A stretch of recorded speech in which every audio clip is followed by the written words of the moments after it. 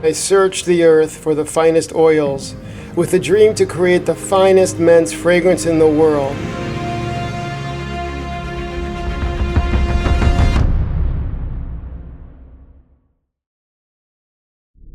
One can only imagine how daunting it is to literally go out into the world in search of specific oils. The way I approach the unknown, I tell myself it's out there just waiting to be found, calling it to me. I'm here, I'm here. Frankincense and myrrh are beautiful, magical oils. There's something about it that's so special. Maybe it was as a child being told the three wise men on their way to baby Jesus brought frankincense, myrrh, and gold, which the former two were worth more than gold. Or maybe the calmness it brings to me during my meditations. Whatever it is, I was now here in this magical land. I was looking for a very, very specific type of Olibanum teres, or what is better known as frankincense. It's native to the area of Ethiopia, Eritrea, and Sudan. Frankincense is cultivated in Ethiopia and it is prized for its unique, fresh lemon pine scent. The thought in my head, it would complement the vetiver and sandalwood in Homme.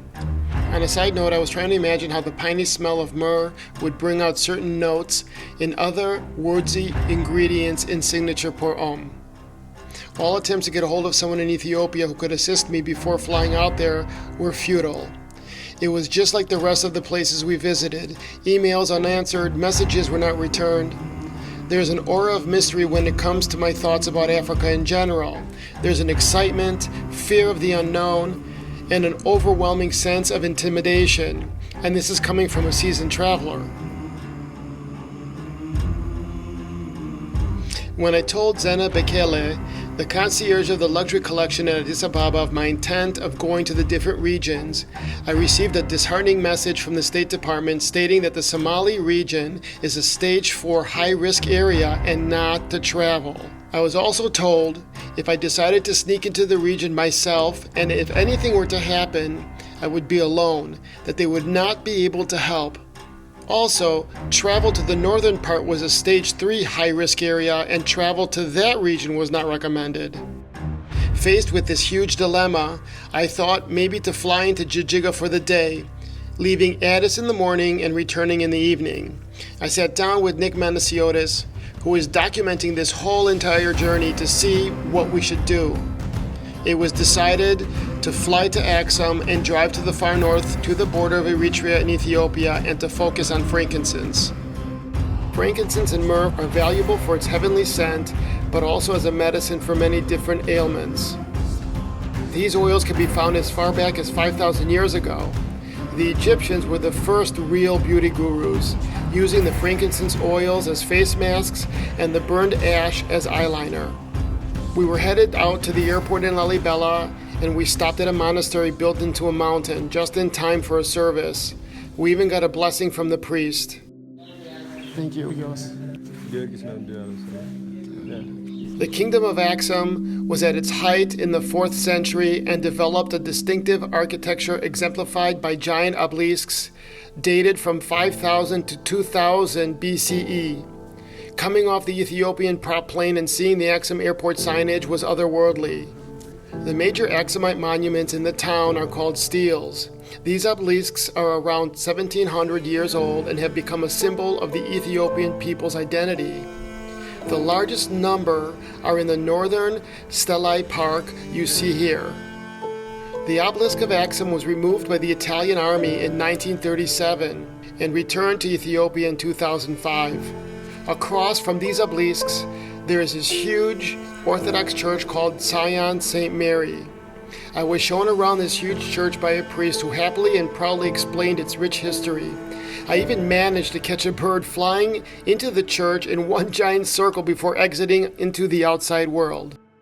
There are many, many stories about the topic I'm going to mention now, and in this case I will give you the Ethiopian version. In the Gospels of Matthew and Luke, it is said a queen from Ethiopia at the time, known as Queen of Sheba, traveled to Jerusalem by invitation to King Solomon.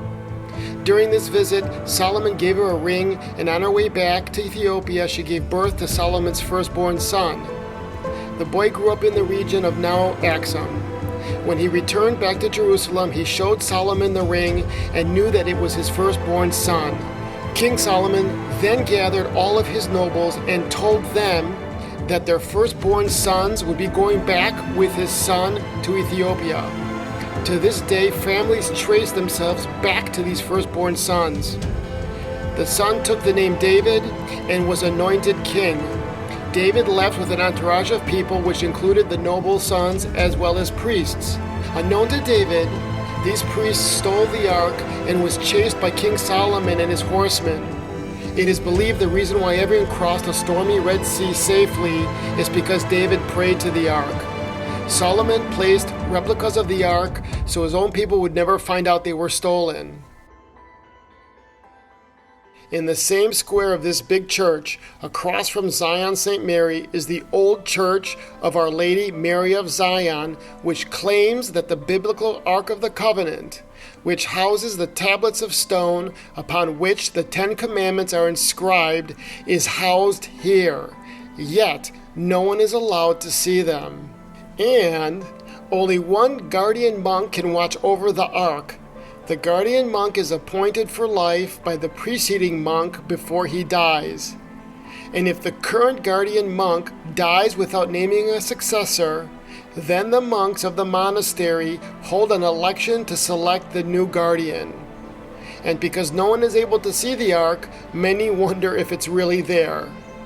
After my guide explained all of this to me, I asked him about the source of frankincense. He walked me across the street and connected me with someone who could possibly help me. And the universe brought me together with the one person who did just that. He showed me both the frankincense and the myrrh and told me he would have a driver take me to the far north of the border of Eritrea to see for myself where the frankincense comes from. Early the next morning, we met up with a driver and a big white van who drove us far into the north. I can't explain this experience. It's very humbling. Driving for hours, seeing nothing but arid land all around. Yet people were walking on the side of the road in the heat. I imagine these people living on the land passed on from generation to generation for thousands and thousands of years.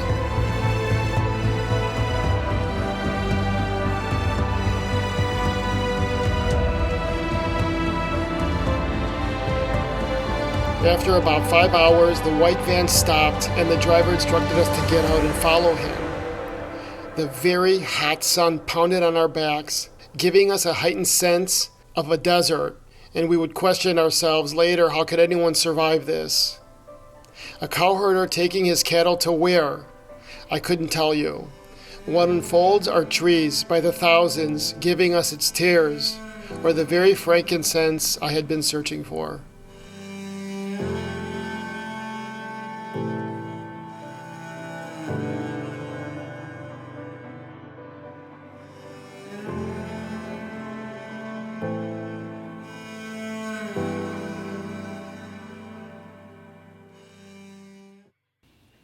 Hi there. Did you subscribe? Did you hit the like button? Did you hit that little bell? Did you do it now? How about now? Now? That's crazy. It's funny.